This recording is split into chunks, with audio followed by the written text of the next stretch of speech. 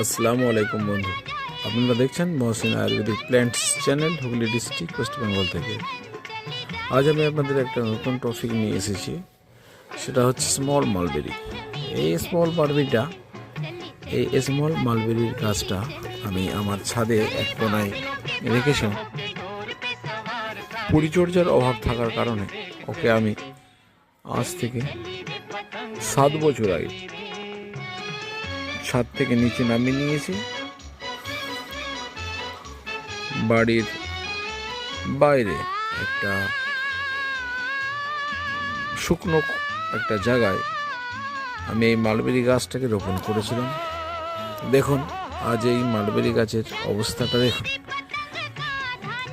এই অবস্থায় মালবেরি গাছে 15 থেকে 20 কেজি মালবেরি অবস্থান রয়েছে। এই মালবেরি করছে